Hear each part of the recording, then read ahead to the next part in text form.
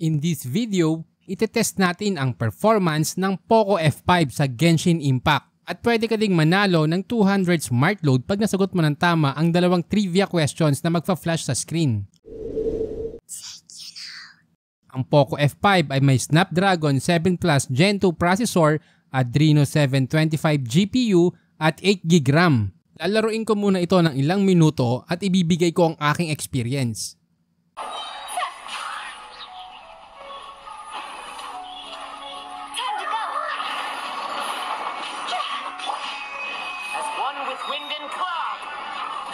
Nature. Rain cutter. Through time. As one with wind and cloud. Let's end this quickly. Let me read you a verse.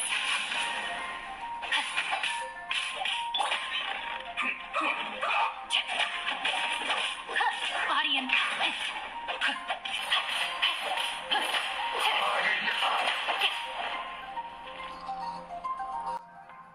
Masasabi ko na smooth ang takbo ng laro sa device na to.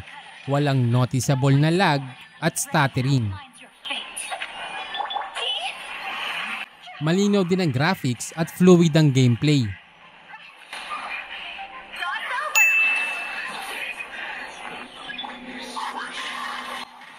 Isa sa mga concern sa paglalaro ng games sa smartphone ay ang potential na overheating. Pero during our test, naglalaro lang ang temperature sa 37 hanggang 40 degrees Celsius. Ang mga temperature na to ay nasa safe limit para sa isang smartphone.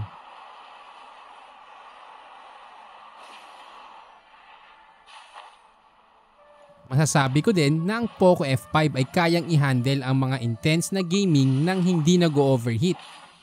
Bilang isang gaming phone, tinignan din natin ang battery drain. Sa paglalaro ko sa loob ng isang oras, bumaba ang battery nito mula sa 100% hanggang 67%. Para sa akin, reasonable naman ito para sa isang oras ng intense gaming. Masasabi ko din na maganda ang battery life ng Poco F5. Nakaset din ang Game Turbo during our test. Ang setting na ito ay nag-optimize ng performance para sa best possible experience. Overall, maganda ang performance ng Poco F5 during our Genshin Impact test.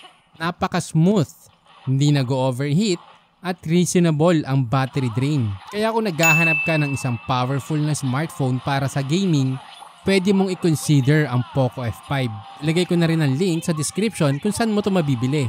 Kung naghahanap ka ng murang gaming tablet, just click here